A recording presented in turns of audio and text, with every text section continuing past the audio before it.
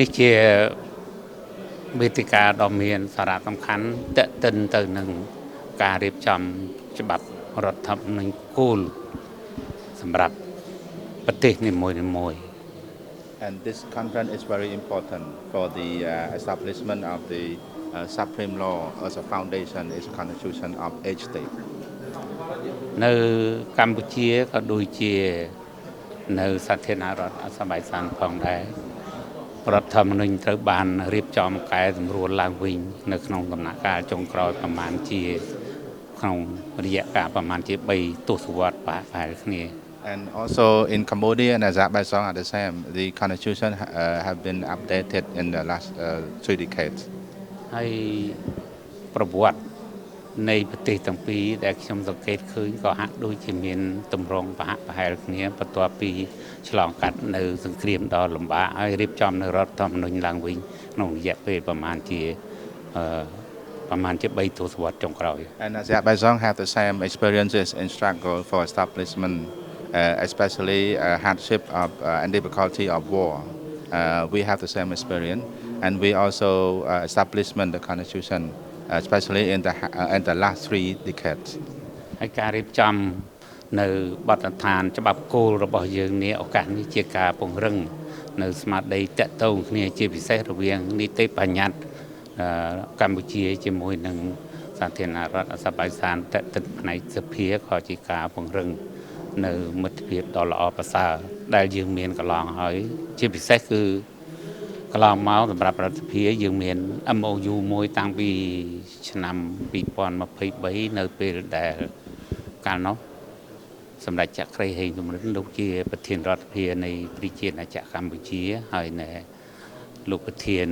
រដ្ឋសភារបស់អាសេបៃសាននេះក៏គាត់ជើញទៅនោះហើយយើងបានចុះ MOU ជាមួយគ្នាហើយបានផ្ដល់នូវកិច្ចសហប្រតិបត្តិការរវាងវិស័យជំនាញរបស់នីតិបញ្ញត្តិយើងបានកាន់តែល្អប្រសើរហើយជាពិសេសឥឡូវនេះគឺក្រមមិត្តភាពសភារបស់យើងនៃប្រទេសយើងទាំងពីរបានផ្ដល់នូវកិច្ចសហប្រតិបត្តិការជាមួយគ្នាយ៉ាងជិតស្និទ្ធ And also this conference is very important and symbolic in preaching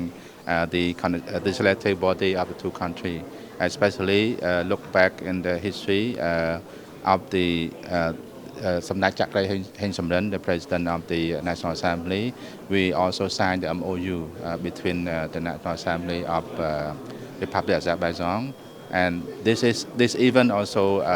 enhancing the cooperation of the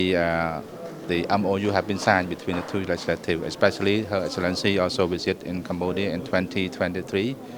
signing the MOU. So this, and also beside that, we also have a parliamentary friendship group between the two legislative body, and they have a close cooperation relation between each other. ដោយឡែកសម្ដេចហេងសំរិននៅក្នុងអាណត្តិថ្មីនេះគឺគាត់សម្រាប់ហើយតែខ្ញុំនិយាយនេះកាលនោះគាត់នៅជាប្រធានរដ្ឋសភាកាលពីឆ្នាំ2023ឥឡូវនេះប្រធានរដ្ឋសភារបស់យើងខ្ញុំគឺសម្ដេចខុនសូដារី And the former president of Samdech Chakray Heng Samrin is now retired, and we have the Cuban president Samdech Khun Sodari is a president of the National Assembly of Cambodia. មួយទៀតខ្ញុំចង់បញ្ជាក់ជូនតេតិនទៅនឹងក្របខ័ណ្ឌនីតិប្រតិបត្តិប្រទេសយើងទាំងពីរជាពិសេសអ្វីដែលគួរកត់សម្គាល់នៅពេលដែលសម្ដេចដេជោដែលកាលនោះលោកនៅជានាយករដ្ឋមន្ត្រីលោកបានអញ្ជើញមកពេញទស្សនកិច្ចនៅអាសាមបៃសានដូចជានៅឆ្នាំ2014 បន្ទាប់ពីនោះមកយើងបានរៀបចំនៅកិច្ចសហប្រតិបត្តិការលើការជាក់ស្ដែងមួយចំនួនជាពិសេសគឺយើងបានក្រុមពិគ្រោះយោបល់ទ្វេភាគីហើយមកដល់ពេលនេះរវាងក្រសួងការបរទេសនៃប្រទេសទាំងពីរបានតែងតែប្រជុំពិគ្រោះយោបល់គ្នាហើយឈានទៅដល់ MOU ដើម្បីបង្កើននៅកិច្ចសហប្រតិបត្តិការលើវិស័យច្រើនវិស័យផ្សេងៗជាច្រើន And also, I recall the history of our executive cooperation between the two countries. When Samdech Techo Hun Sen was the Prime Minister at that time, also paid the official visit to the Republic of Azerbaijan. And at that time, also he established a political dialogue, bilateral political dialogue between the two countries during his visit here. and at that time he was a prime minister of the Cambodia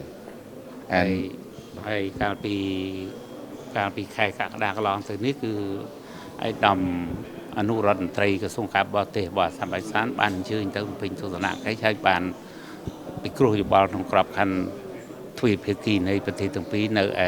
រាជធានីភ្នំពេញហើយគាត់ក៏បានជួបជាមួយខ្ញុំឲ្យបានពិគ្រោះយោបល់តាក់ទិនទៅនឹង